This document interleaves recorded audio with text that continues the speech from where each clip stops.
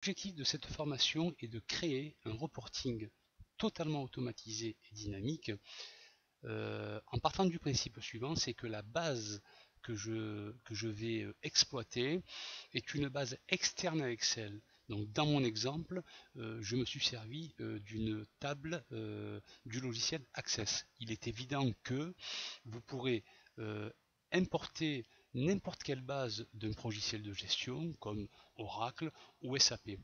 Alors, l'avantage de cette méthode est que cela vous évitera de créer des doubles saisies, en l'occurrence, en partant d'une base comment dirais-je, existante, cela vous évitera de ressaisir des données dans Excel.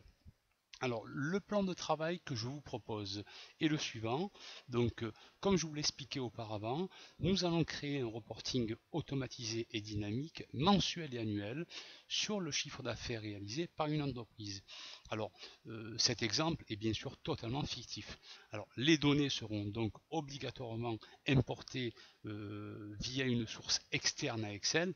Et moi, dans mon exemple, j'ai choisi de créer une table Access et de l'importer dans Excel. Alors cette table, je l'ai nommée facturation, et comme vous le savez, les extensions du logiciel Access se terminent toujours par .accdb. accdb pour Access Database ou Access Base de données.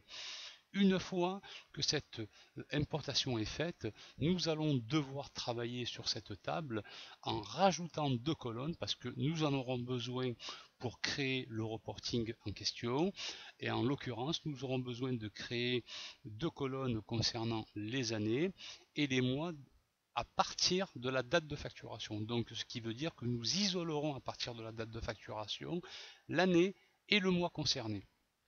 Nous créons bien sûr une liste de validation de données, je vous expliquerai ce que c'est, et une fois que ces manipulations seront terminées, nous passerons à l'étape suivante, en l'occurrence en créant le reporting automatisé et dynamique à l'aide de formules SOMPROD, décalé, EQUIV, index et la dernière fonction est si erreur.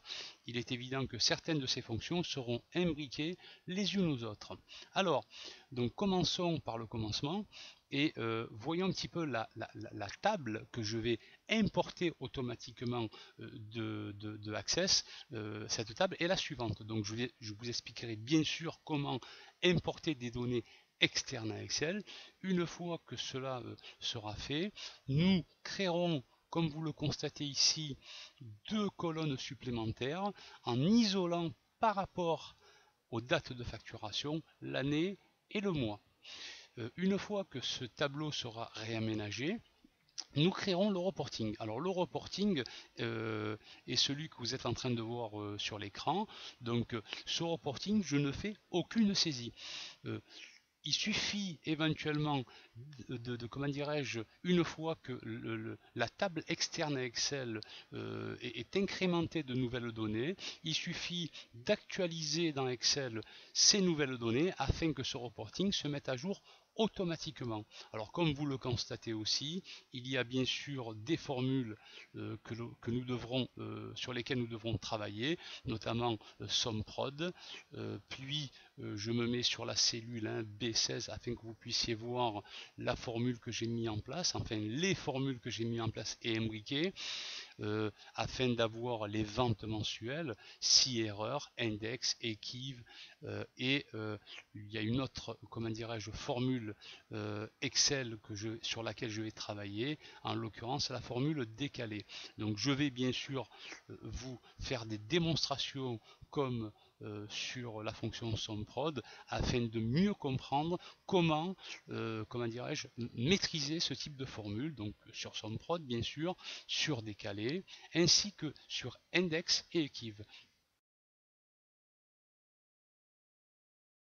Alors comment est construit mon reporting? Une fois que je mets en place ce tableau que vous voyez ici, c'est-à-dire janvier à décembre, etc. et les années que je mets en dur, j'obtiens automatiquement les chiffres d'affaires mensuels ainsi que les chiffres d'affaires par année. Donc là, pour extraire automatiquement de ma base que j'ai importé d'Excel, je devrais mettre en place une fonction Excel qui s'appelle SumProd.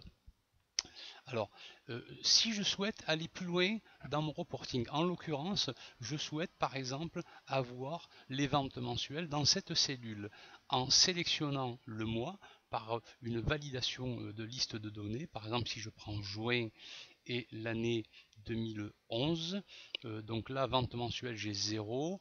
Donc si je vérifie en juin de l'année 2011, en effet, j'ai 0 chiffre d'affaires. Si par contre je sélectionne le mois de mai, j'ai bien 1500 euros qui sont ici. On peut le voir. Alors maintenant, bien sûr, là, vous l'aurez compris, qu'il va falloir que je travaille sur des formules Excel, en l'occurrence index et équive, et si erreur. Maintenant, ce que je souhaite avoir, c'est les ventes cumulées de l'année 2011 et du mois jusqu'au mois de mai. Donc je vais quand même vérifier au préalable que ces 14 000 euros représentent bien 14 000 euros dans ma barre d'état. Donc si je sélectionne du mois de janvier au mois de mai et que je vais dans ma barre d'état, j'ai bien 14 000 euros. Alors, donc c'est ce que je souhaite. Donc nous allons travailler dans ce sens afin de construire ce reporting totalement automatisé. Alors première des choses, comment faire pour insérer, enfin pour importer automatiquement ma table Access. Alors je vais vous montrer la table Access que j'ai créée au préalable. Juste petit rappel, hein, comment dirais-je, l'objectif de ce tutoriel n'est pas de vous familiariser avec une table Access. Je consacrerai quelques vidéos pour ceux que ça intéresse à mieux maîtriser le logiciel du pack-office Microsoft, en l'occurrence le logiciel Access. Alors une fois que ma table est, comment dirais-je, est créée, je vais la fermer et je vais l'importer dans Excel automatiquement. Donc je vais créer un nouvel onglet, je vais agrandir le ruban. Et pour importer des données externes à Excel, il suffit d'aller dans l'onglet Données, aller, comment dirais-je, dans le groupe Données externes et sélectionner depuis Access. Alors je vais cliquer sur cette icône et je vais aller directement chercher ma table qui se trouve ici, voilà, dans cette directory. Elle est ici. Voilà, comment dirais-je, le fichier s'appelle facturation. Il suffit de le sélectionner et de cliquer sur ouvrir. Voilà, et Excel me demande où je dois, dans quelle cellule je commence mon importation. Je vais laisser tel quel, je vais le laisser dans la cellule A1. Je clique sur OK, et voilà, automatiquement, la base Access a été importée dans Excel. Une fois la table Access importée, nous allons, comme nous l'avons dit précédemment, créer deux colonnes. Une colonne qui va recenser les années et une colonne qui va recenser les mois par rapport à la date de facturation qui sont ici. Alors, l'année, pour recenser l'année, pour récupérer en tout cas l'année à partir de la date de facturation, il suffit que je fasse appel à une formule qui s'appelle tout simplement année. Donc toute formule égale commence par égale, donc année, j'ouvre la parenthèse et je sélectionne la première date de facturation, je ferme la formule et je fais entrer. Je fais la même chose pour le mois, je n'appellerai pas année mais égale mois. J'ouvre la parenthèse, je sélectionne toujours la première cellule, je ferme la formule et je tape entrée. Voilà. Alors, comme vous l'avez constaté, les autres cellules ont été incrémentées par la formule, ce qui est tout à fait normal dans la mesure où, lors de mon importation de ma table Access, Excel a automatiquement mis en format tableau Excel. Voilà, si demain par exemple vous souhaitez créer un tableau quelconque dans Excel et que vous souhaitez le mettre en dynamique, le rendre dynamique, il suffit pour cela d'aller dans Accueil, aller dans le groupe Style et tapez sur mettre sous forme de tableau. Donc vous sélectionnez sur cette petite icône et vous choisissez la forme que vous souhaitez. Bon, moi pour l'exemple je garde par défaut la forme qui est affichée. Alors nous allons quand même tester ma table Excel, mon tableau Excel pardon, pour vérifier qu'il est bien la dynamique. Donc je vais aller pour ce faire dans mon tableau Access, je vais mettre une donnée quelconque, par exemple je vais me mettre Naël, voilà, donc numéro de facture, je vais mettre numéro 5, le 6 avril, 06-04-2013, le département 13, oui, parce qu'en effet je fais partie du 13, alors 2500 euros hors taxe, donc là je n'ai pas fait de formule, hein, donc le TTC sera de 2990 euros, et je vais voir en fermant au préalable ma table Excel, revenir dans mon tableau. Donc là, je ne vois pas du tout Naël. Donc pour que mon tableau soit dynamique, il suffit d'aller dans Données, onglet Données, et cliquer sur l'icône Actualiser. Voilà, donc en effet, comme l'on peut le constater, la nouvelle donnée provenant d'Access a bien été mise à jour. Petite remarque au préalable, comme je vous l'ai expliqué, il est souhaitable que votre tableau Excel soit dynamique. Donc pour ce faire, je vous ai dit qu'il fallait aller dans Accueil et dans le groupe Style, taper sur Mettre sous forme de tableau. Attention, si votre tableau n'est pas dynamique, assurez-vous au préalable en allant dans Fichier, je suis sur Excel 2010, cliquez sur Options, allez dans par la suite Vérification et cliquez sur Options de correction automatique et assurez-vous dans l'onglet Mise en forme automatique au cours de la frappe, assurez-vous tout de même que l'option Inclure de nouvelles lignes et colonnes dans le tableau soit bien cochée. Voilà, donc ça c'était une petite remarque qui avait tout de même son importance.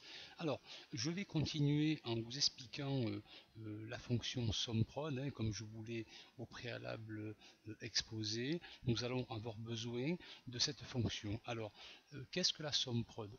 La fonction SOMPROD permet de multiplier les valeurs correspondantes des matrices spécifiées et calcule la somme de ces produits.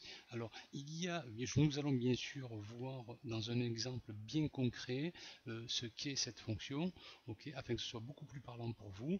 Donc, là, dans mon exemple, je vais vouloir, par exemple, totaliser les ventes d'un commercial pour un mois donné. Alors, la fonction se décompose comme suit. SOMPROD, je vais bien sûr sélectionner la colonne où il y a les noms. C'est pour cela que je sélectionne la colonne B16 à B27. Et je vais aussi taper égal Jules. Pourquoi? Parce que je ne souhaite sélectionner que le commercial s'appelant Jules. Alors comme vous le savez, tout texte dans une formule se met systématiquement entre guillemets. Alors le petit astérix, ce n'est pas un multiplié, c'est en fait c'est pour lui dire rajoute-moi une autre contrainte. Alors la contrainte supplémentaire est que je souhaite le commercial Jules, mais uniquement pour le mois de février. Et le deuxième astérix concerne en fait l'agrégation, la somme des montants correspondant d'une part à Jules et concernant uniquement le mois de février.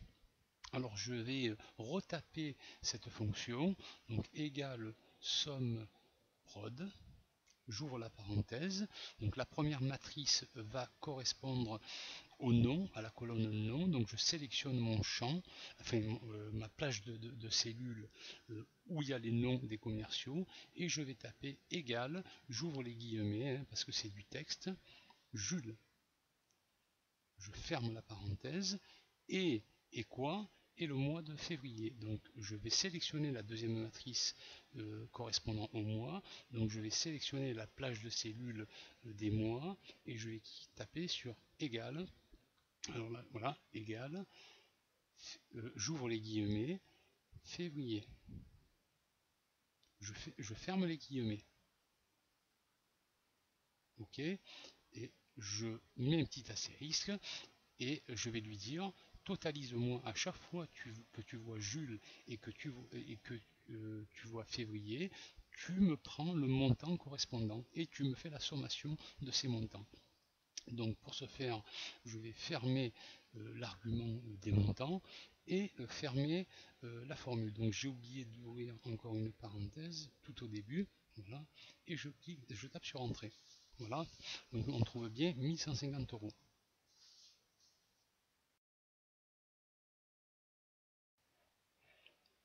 Nous allons tout de même vérifier cette valeur qui est ramenée, en l'occurrence 1150 euros. Donc je vous le rappelle, à chaque fois que j'ai le commercial Jules et le mois de février, je dois retenir le montant. Ok, et si je rencontre plusieurs fois Jules et le mois de février, je ferai l'agrégation, la sommation des montants retenus. Alors là, donc je vais aller un peu plus bas. Jules, février, donc j'ai bien 750 euros. Je vais voir si j'en ai un autre. Je vais appuyer sur la touche contrôle. J'en ai en effet un autre ici. Voilà, donc si je fais l'addition de ces deux éléments, j'ai bien dans la barre des tâches 1150 euros. Voilà, donc ma fonction marche parfaitement. Donc nous allons mettre en application directement dans un bout du reporting cette fonction SOMPROD. Alors, je vous rappelle, hein, mais par la suite, nous camouflerons cette ligne que pour les mois, ce sont des mois numériques. Hein. Je vous rappelle que dans la base, hein, nous avons mis en place une fonction mois qui me ramène le numéro du mois et non pas le nom du mois. C'est pour cela que j'ai rajouté des numéros de mois. Et bon, par exemple, pour 1, c'est très facile, ça concerne le mois de janvier. Pour le 12, ça concerne le mois de décembre. Voilà, donc nous allons procéder à mettre en application la fonction SOMPROD. Et je vais commencer par la touche égale, donc SOMPROD. SOMPROD, je vais aller dans la base hein, qui est importée via Access et je vais sélectionner au préalable les années. Donc les années, donc je vais faire égal quoi, je retourne dans ma feuille, je vais enlever ce feuille 2 dans ma formule et c'est la cellule A6. Cellule A6. A6. Alors, une particularité, je devrais figer la colonne. Pourquoi? Parce que tout à l'heure, je vais procéder à des copier-coller. Et cela m'évitera tout de même de retaper systématiquement la même formule pour chaque année et pour chaque mois. Donc pour figer la colonne, je vais taper sur la touche F4.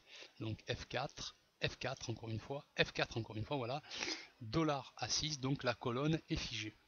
Voilà, donc je ferme mon argument. J'ai oublié au préalable de mettre une autre parenthèse parce que j'ai deux arguments, je vous le rappelle, l'année et le mois. Alors, et quoi? Je retourne dans la base, ok, et là je sélectionne les mois. Les mois, donc pareil, je fais égal, je retourne dans mon reporting, j'enlève feuille 2, et le mois c'est la cellule B4. B4, d'accord? Donc à partir de là, je vais devoir aussi figer, non, là, dans ce cas de figure, non pas la colonne, mais la ligne. Donc je fais F4, F4, et là la ligne est figée. Donc je ferme mon argument et je vais lui demander à chaque fois qu'il récupérera l'année, aussi bien 2011 que 2012 que 2013 et le mois, aussi bien janvier que février jusqu'en décembre, tu me totaliseras les données. Donc moi je souhaite faire un reporting sur le chiffre d'affaires hors taxe. Donc je sélectionne le chiffre d'affaires hors taxe. Je ferme mon argument et je ferme ma fonction. Je tape sur Entrée. Voilà. Donc je vais grossir un petit peu. Voilà. Donc maintenant je vais faire un copier-coller pour l'année 2011 et un copier-coller pour l'année 2012 et 2013. Voilà, donc je vais tout de même vérifier au préalable que par exemple la valeur que j'ai en avril pour l'année 2013 de 7500 euros est correcte. Donc je retourne dans la base, 2013 avril j'ai trois éléments, donc 2500, 2500 et 2500. Bon, en principe, 2500 multiplié par 3, ça fait bien 7500 euros. Je vais aller dans ma barre des tâches. Voilà, vérifier, somme 7500 euros. Donc, ma formule est correcte. Alors, je vais quand même, parce que la confiance n'exclut pas le contrôle, hein, je vais tout de même vérifier que, en par exemple tapant un nouvel élément dans ma table Access et en l'important, en actualisant mes tableaux Excel, que le mois de décembre pour l'année 2013 sera bien incrémenté. Donc je vais enregistrer mon tableau Excel, le fermer. Je ne peux pas avoir Excel et Access ouverts en même temps. Je vais ouvrir ma base Access, qui s'appelle facturation, je vous le rappelle, et je vais rajouter une donnée, donc Naël, c'est la 7, voilà, la facture numéro 7. J'ai dit que j'allais mettre une donnée sur décembre 2013, département 13, 2500 euros, 2990 TTC. Je ferme ma table Access, je réouvre mon fichier Excel, ok, et donc là je ne vois rien, ce qui est tout à fait normal. Je vais donc, pour actualiser mon tableau, mon reporting, aller dans données et actualiser, et là, comme on peut le constater, et comme par enchantement, mon reporting a été bien mis à jour. Concentrons-nous maintenant sur deux autres fonctions, les fonctions index et equiv. Alors les fonctions index et equiv remplacent aisément la fonction recherche V. Je vous rappelle que la fonction recherche V, l'information que je souhaite ramener ou renvoyer dans un autre tableau par exemple, doit se trouver obligatoirement à droite de ce tableau. Or, lorsque vous importez des données d'une source externe, l'information peut également aussi se trouver à gauche du tableau et non pas à droite. Donc à partir de là, la fonction recherche V, on peut le dire clairement, a ses limites. C'est pour cela qu'il est souhaitable d'utiliser les fonctions equiv et index. Donc là j'ai fait un petit exemple, par exemple là j'ai mis 2000 euros et je souhaite renvoyer le prénom par rapport au chiffre d'affaires. Donc par exemple là si je mets, je sais pas moi, 4000 euros, 4000 euros je fais rentrer, François doit être le commerçant. Donc si je me mets dans mon tableau 4000, en effet, François, et l'information se trouve à gauche et non pas à droite, est bien renvoyée. Donc là c'est la fonction index qui me renvoie le prénom et la fonction equiv me renvoie le numéro de ligne à partir du titre. Donc là par exemple François, si je compte donc avec le titre 1, 2, 3, 4, 5, ces 4000 euros font bien partie de la 5e ligne du tableau. Si je tape 1000 par exemple, il me dit que c'est la 2e ligne, c'est comme une bataille navale. Voilà, donc d'abord je vais chercher le numéro de ligne, ensuite avec la fonction index, on me ramènera le prénom ou éventuellement j'aurais pu choisir le nom. Alors, pour bien comprendre mon exemple, je vais refaire cet exemple. Voilà, donc je vais taper d'abord la valeur 2000. Je vais taper maintenant la fonction equiv. Voilà, la valeur cherchée, c'est bien cette valeur que je cherche. Ok, donc pour aller dans le prochain argument, il suffit de taper sur point virgule. Ok, tableau recherché, c'est le chiffre d'affaires, en prenant le titre aussi. Voilà, donc je sélectionne le titre, point virgule, et là on me dit que désirez-vous? Est-ce que vous désirez, est-ce que tu désires une valeur inférieure, une valeur supérieure, une valeur correspondante exacte? Moi je veux une correspondance exacte, donc je vais taper 0.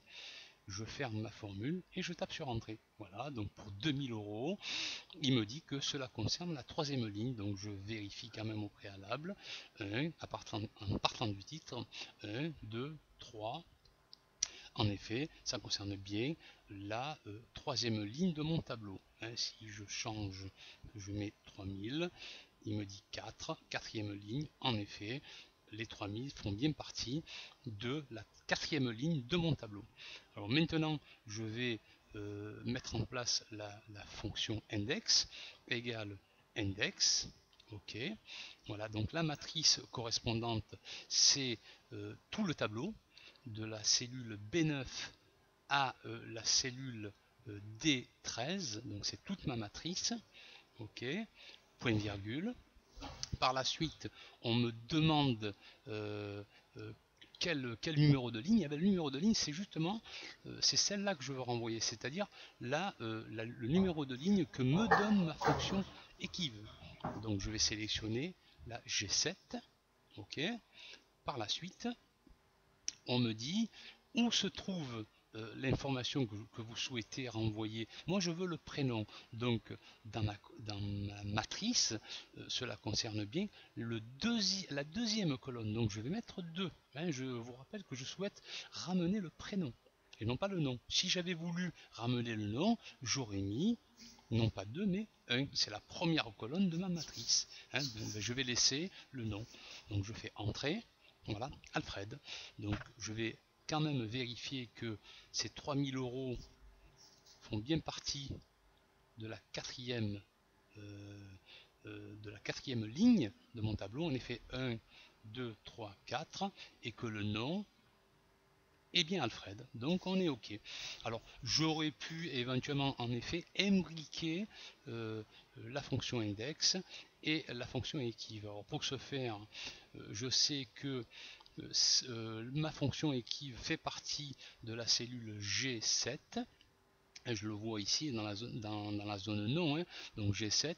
Je vais copier, je ne copie pas le égal, je vais copier cette fonction, je fais échappe pour sortir, ok, donc G7, je reviens dans ma fonction index, G7 est ici, il suffit de supprimer le G7 et coller, CTRL V, et je fais entrer. Voilà, donc je peux sans problème supprimer ma fonction que j'ai imbriquée dans la fonction index. On est d'accord, index et équive. Voilà, donc si je change maintenant le montant, donc si je mets 4000, voilà, Caspic, donc 4000, voilà, 4000, c'est bien Caspic. Nous aurions pu aller plus loin dans notre démonstration. Au lieu de mettre une valeur par exemple figée, j'aurais pu éventuellement avoir la valeur la plus petite de mon tableau ou la plus grande. Les fonctions vous les connaissez, je suppose. La valeur la plus petite est la fonction min, minimum, et la fonction la plus importante est la fonction max. Donc si je cherche la fonction la plus petite, donc je vais commencer par taper la fonction min, j'ouvre ma fonction et je vais aller sélectionner tous les chiffres d'affaires, je ferme ma fonction, entrée. Ensuite, cette fonction étant dans la cellule F7, donc je retourne dans mes deux fonctions imbriquées. Voilà, la fonction F7 est ici, donc je reviens dans la fonction min, je fais un copier-coller par un CTRL-C, copier, CTRL-C, ne prenez pas la valeur égale, je fais échappe pour sortir de ma barre de formule, je reviens dans l'imbrication des deux fonctions index et équive, F7 est ici, je supprime et je fais CTRL-V, coller, je fais entrer. Donc là, je peux aisément supprimer la fonction min. Pourquoi? Parce que les trois fonctions sont imbriquées les unes aux autres. Si par exemple je vais vers Alfred et je lui mets une valeur égale à 500 €, voilà, comme on peut le constater, le prénom Alfred est bien renvoyé. Alors donc là, vous avez donc trois fonctions, index, équive et min. Alors maintenant, passons à la fonction décalée. Alors, je vous préviens, en effet, cette fonction n'est pas très facile à assimiler. Alors, je vais vous lire au préalable la définition de cette fonction. Donc, la fonction décalée permet de renvoyer une référence de cellule.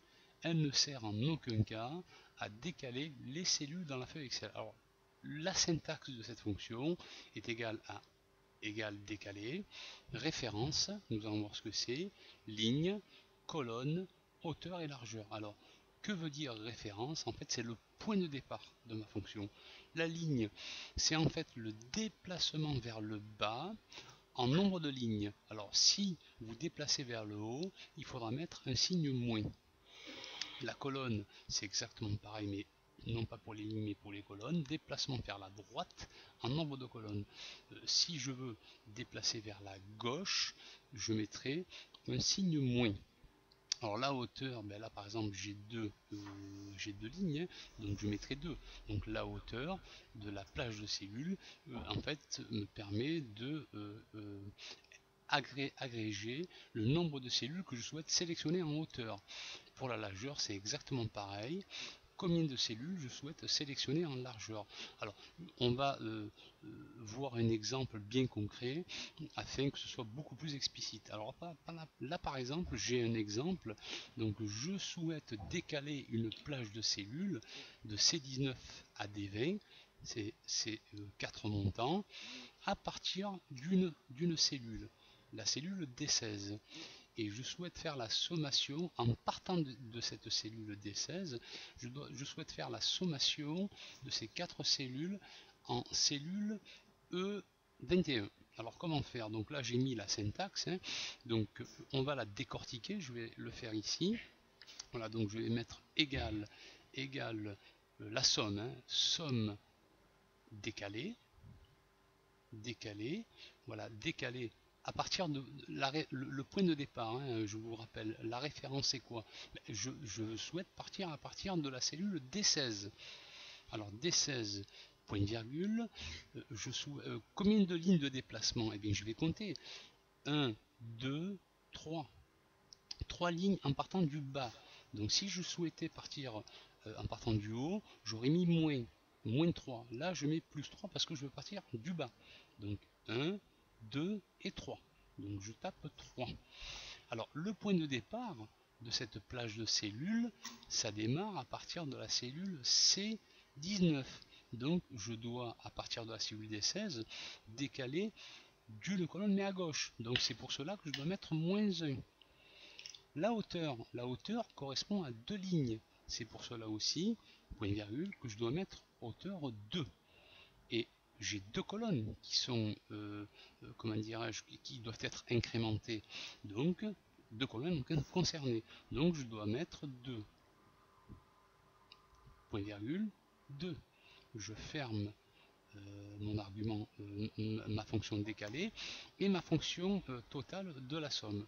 Donc, je fais entrer. Et là j'ai 0. Pourquoi j'ai 0? Parce que j'ai dû commettre une erreur. Alors cette erreur, d'où elle provient? On va la vérifier en faisant F2. F2, donc voilà, c'est très simple parce que j'ai oublié le point de virgule ici. Donc si je fais entrer maintenant, voilà, j'ai bien 9500 euros. Voilà, donc l'erreur est humaine, hein, voilà, donc il faut juste vérifier au préalable que vous avez bien tapé tous les arguments. Moi j'avais oublié le point de virgule. Donc je vais quand même vérifier que en mettant par exemple 5000, je dois passer de 9500 plus 2000 hein, à 11500. Donc je rajoute de 5000, pardon. 5000, je passe de 3000 à 5000. En effet, ma fonction marche parfaitement. Alors, maintenant, si je rajoute des données supplémentaires en bas, cela ne fonctionnera pas. Hein. Si je mets 2000, ça ne fonctionne pas. Pourquoi? Parce que ma fonction n'est pas dynamique. Hein. Ma fonction ne tient pas compte de nouvelles données. Donc c'est pour cela que je vais vous démontrer comment, à partir de la fonction somme et décalée, rendre dynamique votre fonction. Donc pour rendre dynamique votre fonction, il faut que je tienne compte de toutes les cellules non vides. Alors, lorsqu'on parle de cellules non vides, on parle implicitement de la fonction nbval. Voilà, rendre la formule décalée dynamique à l'aide de la fonction nbval. Alors, je vais vous faire la démonstration. Hein.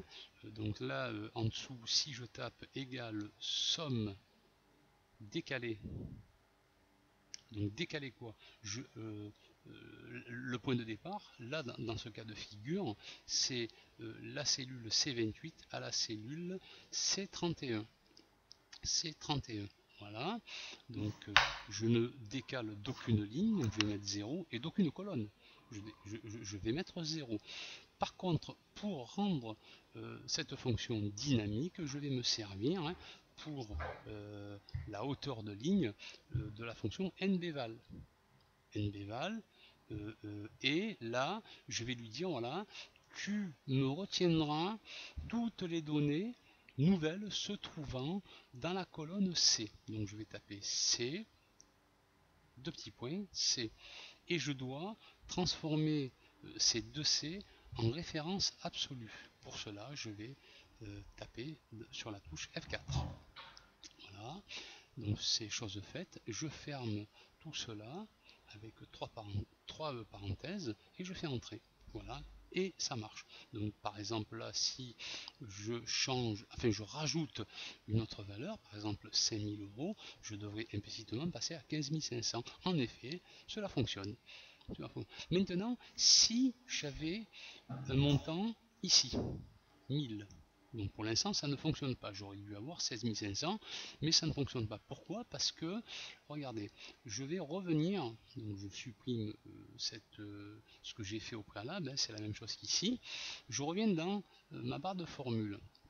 Alors, donc, qu'est-ce qu'elle me dit? Elle me dit pour la fonction décalée, la référence, je l'ai bien mise, le numéro de ligne, je ne souhaite pas décaler de ligne, je ne souhaite pas décaler d'aucune colonne, et je souhaite rendre dynamique avec la fonction nbval. Mais là, c'est la hauteur que je rends dynamique, et non pas la largeur, c'est-à-dire rajouter d'autres colonnes.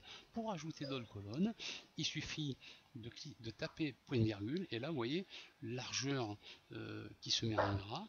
Je vais lui dire voilà, prends-moi en compte deux colonnes et non pas une colonne. Voilà, donc je tape 2 et je fais entrer. Et voilà, donc là, ma fonction a bien fonctionné.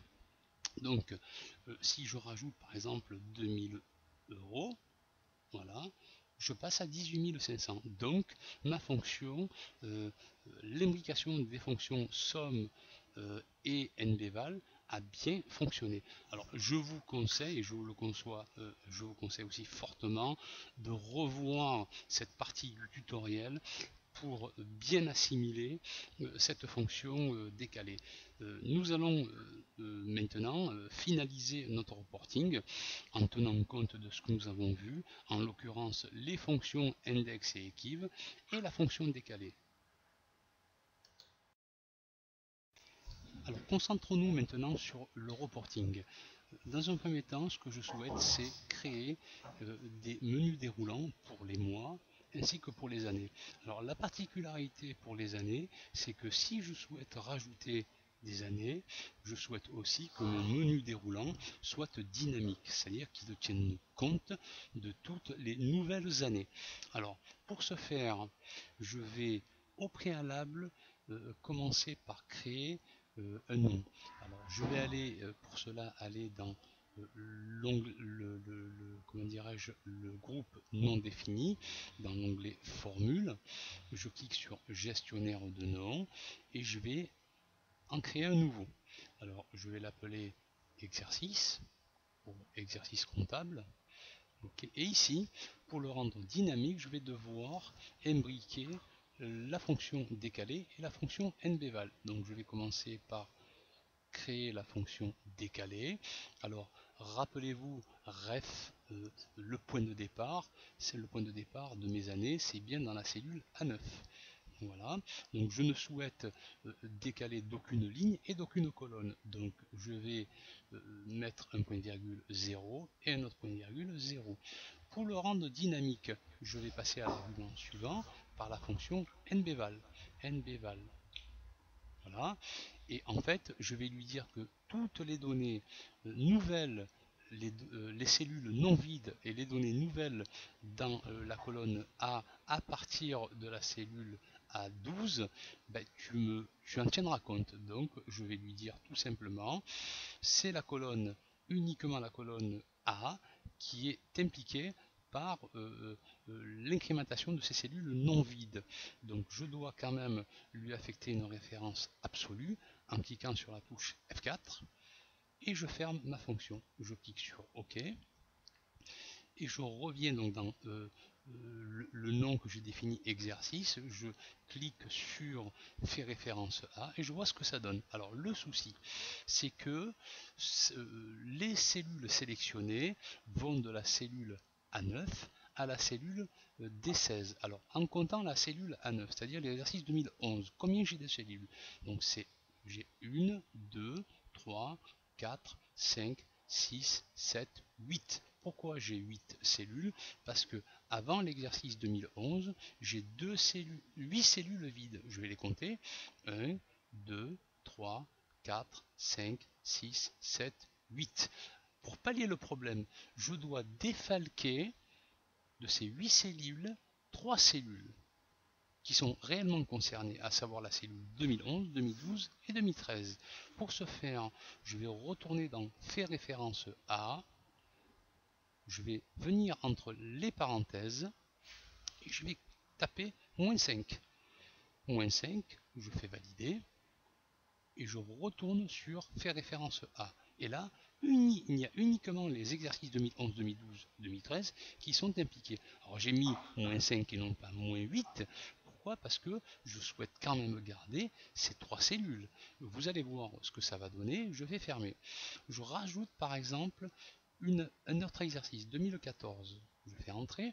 Je retourne sur gestionnaire de nom et sur le nom exercice. Je reviens dans Faire référence à. Je clique et là, l'exercice 2014 a bien été pris en compte. Donc, mes -5 sont corrects. Donc, je fais fermer. Maintenant, je vais enlever ce 2014. Maintenant, je vais aller dans la cellule année et je vais créer un menu déroulant. Pour créer un menu déroulant, il faut tout simplement aller dans l'onglet Données, aller dans le groupe Outils de données, validation de données, et là, dans Autoriser, je vais aller chercher Liste.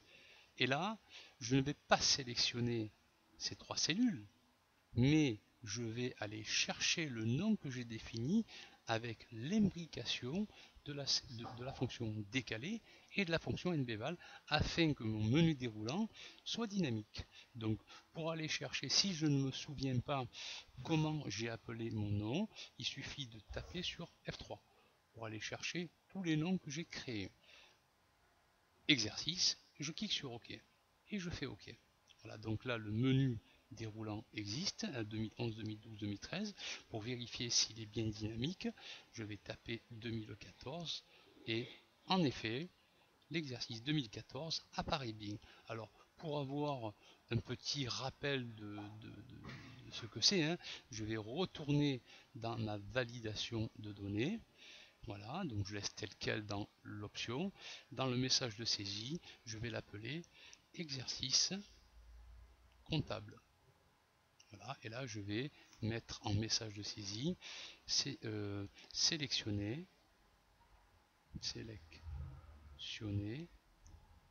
l'année voulue. Je clique sur OK. Et là, à chaque fois que je vais sélectionner ce menu déroulant, j'aurai ce petit infobulle, exercice comptable, sélectionner l'année voulue. Je fais exactement, enfin pas exactement la même chose pour le mois, parce que là je n'ai pas besoin de le rendre dynamique, je n'ai pas un 13e mois, j'aurai systématiquement les mêmes mois, à savoir de janvier à décembre. Donc là je n'ai pas besoin de me préoccuper de rendre ce menu déroulant dynamique, donc je vais aller directement dans données, validation de données, toujours dans option liste, et là par contre je vais sélectionner tout simplement les mois et je clique sur OK. Donc là, idem, j'aurais pu éventuellement les mois, aller dans message de saisie, là je vais mettre mois, et là en message de saisie, sélectionner le mois voulu. Je clique sur OK. Voilà, donc lorsque je vais sélectionner l'exercice, cela va me mettre une infobulle, et idem pour le mois. Donc là, le mois en effet, janvier, février et jusqu'en décembre.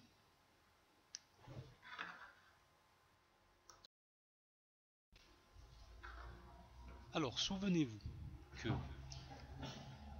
en mettant en place une formule, du moins deux formules imbriquées que j'ai mis ici, hein, index et équive, je souhaite ramener le chiffre d'affaires que j'aurais au préalablement sélectionné par rapport au mois et par rapport à l'année.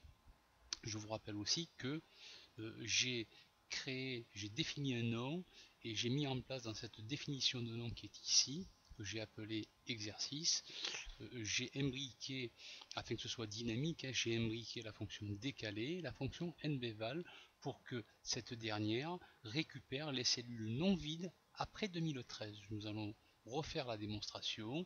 Si je tape 2014 sur le menu déroulant, dans le menu déroulant, j'ai bien 2014. Donc mon menu déroulant est dynamique.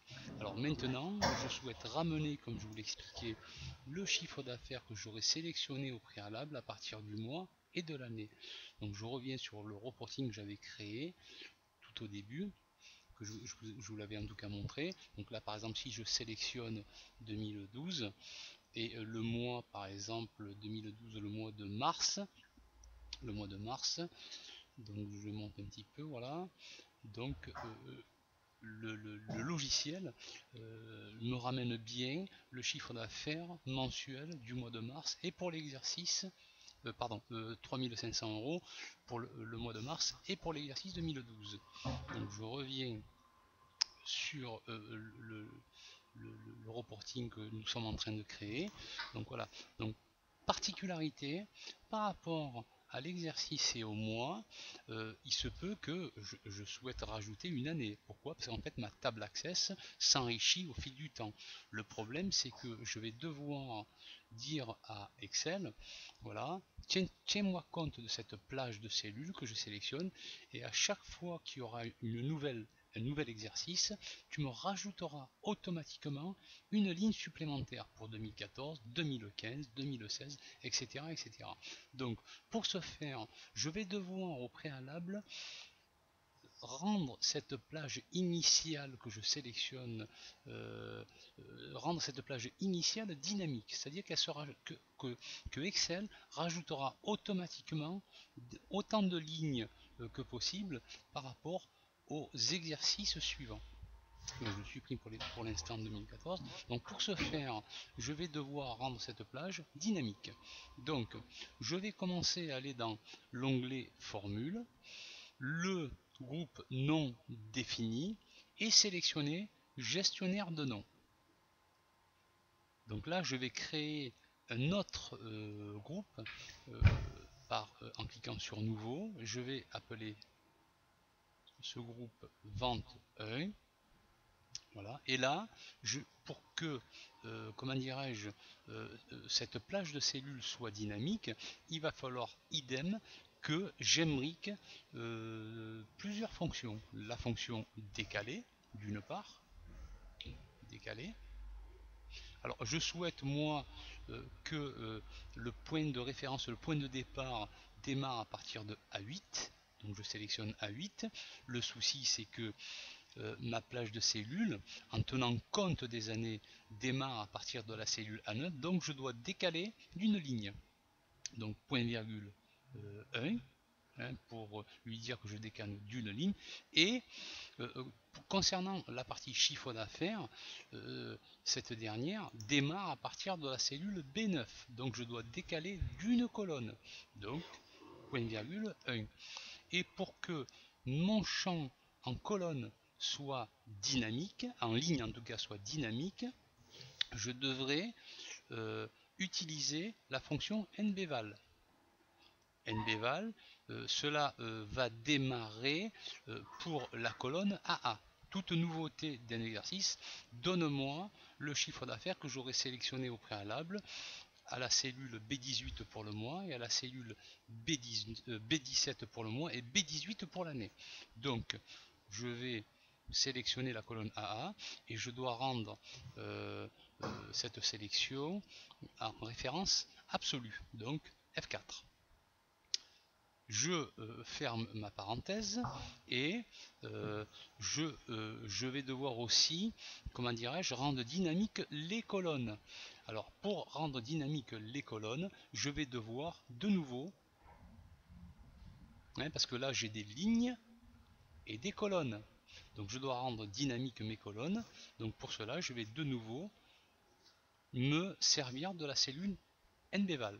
NBVAL, alors les données du chiffre d'affaires commencent à la ligne 9. Donc je tape 9, deux petits points, pardon, et 9. Donc idem, F4.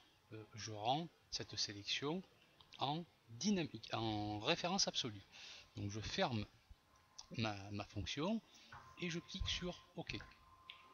Donc si maintenant donc je suis bien sur vente 1, si maintenant je clique sur fait référence à, on constate quoi? On constate d'une part que la colonne N a été sélectionnée. Je ne souhaite pas sélectionner cette colonne. Donc je vais aller juste après NBVAL feuille 99 et je vais mettre -1. Pourquoi? Parce que je recule d'une colonne. Donc -1. Donc je fais valider. Je reclique sur fait référence à et là maintenant la colonne N n'est plus sélectionnée. Un autre souci, c'est que les lignes 12, 13, 14, 15 et 16 sont sélectionnées. Je ne souhaite pas que ces lignes soient décalées. Donc ce que je vais faire, c'est que je vais reculer de 5 lignes. Donc ce que je vais faire, donc je vais aller dans juste après NBVAL feuille AA et je vais mettre, comme je remonte et je ne descends pas, je remonte pour éliminer 5 lignes, je vais mettre -5. Je fais valider, je reclique sur fait référence à et là je constate que mes 3 lignes et mes colonnes de janvier à décembre sont sélectionnées. Pour vérifier que ma fonction est réellement dynamique, je vais faire fermer, je vais rajouter un exercice 2014 par exemple, allez 2015 aussi, je retourne dans gestionnaire de nom et je sélectionne à nouveau 21. Je clique sur fait référence à et là je constate quoi? Que la sélection des exercices 2011 à 2015 a bien été prise en compte.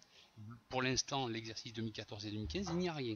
Mais dès que ma table Access est mise à jour pour l'exercice 2014 et 2015 et que j'actualise mes données dans Excel, celles-ci seront prises en compte. Donc ma fonction fonctionne parfaitement. Donc je fais fermer.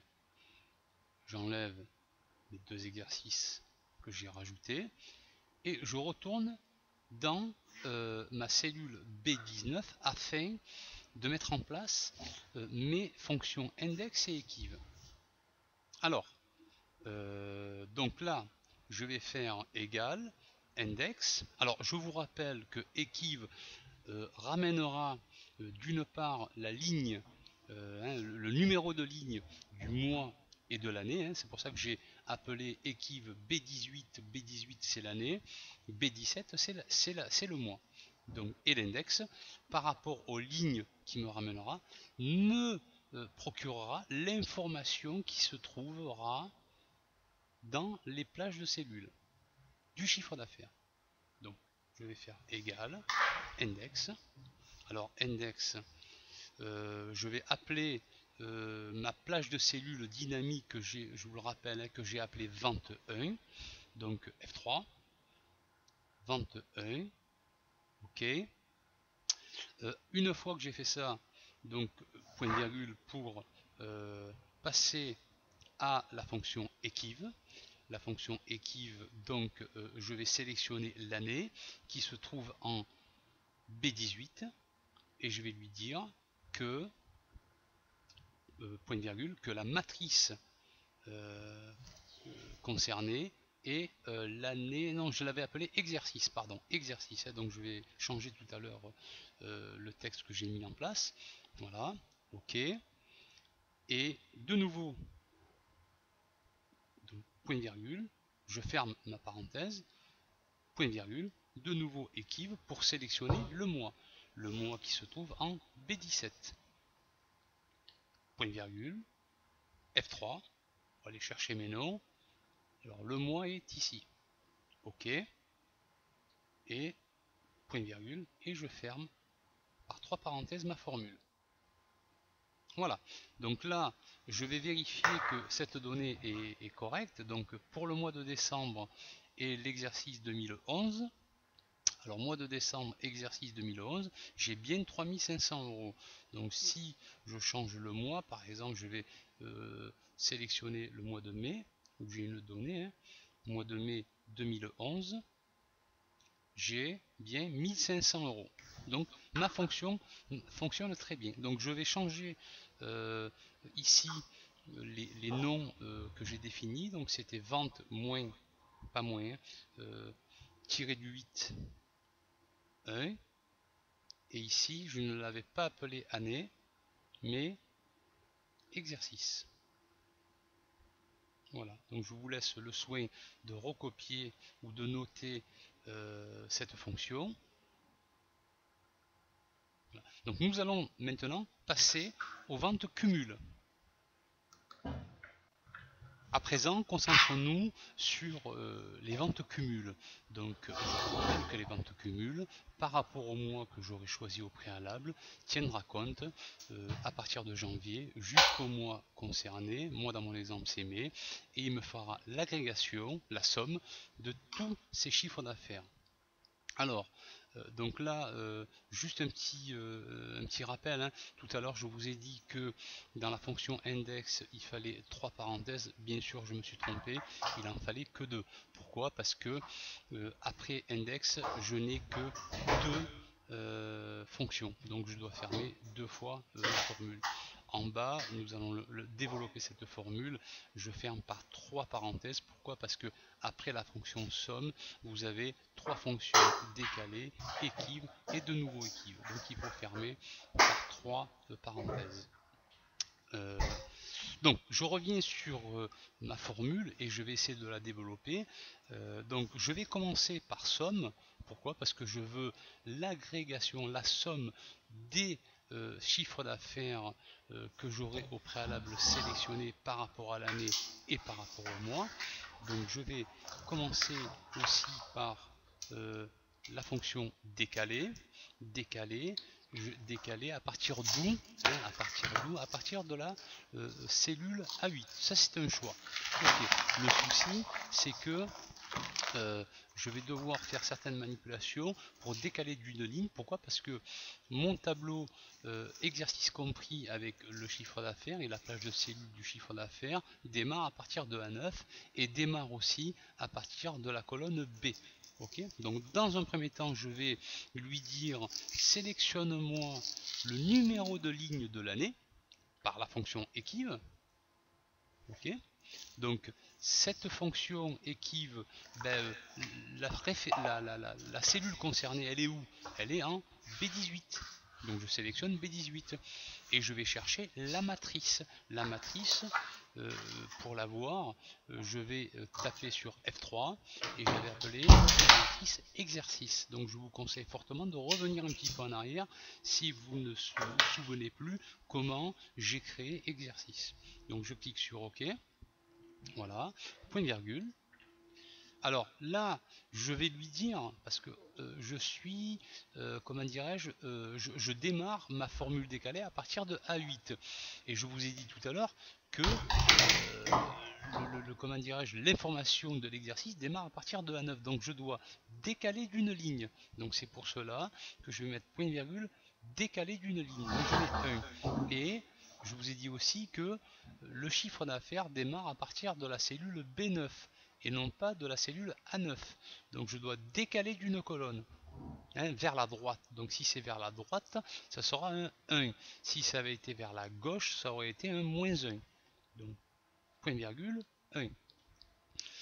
Alors il me manque dans ma sélection, donc point virgule, je dois aussi sélectionner le mois. Donc je vais taper équive. Et la cellule concernée par le mois est dans la cellule B17. Donc idem, je dois appeler ma matrice F3 concernée par les mois. Donc elle est ici, cette matrice, je sélectionne moi et je clique sur OK. Voilà, point virgule. Je ferme, comme je vous l'expliquais précédemment, ma formule avec 3 parenthèses et je tape sur Entrée. Voilà, donc l'information que j'ai est de 14 000 euros pour l'exercice 2011 et le mois de mai. Donc je veux un cumul, donc 2011 jusqu'à mai. Je vais vérifier dans ma barre des tâches que c'est bien 14 000 euros. En effet, 14 000 euros, c'est bon. Je vais quand même vérifier un autre exercice. Si je l'appelle par exemple l'exercice 2013, donc vente mensuelle pour mai 2013, il me ramène rien. En effet, j'ai 0.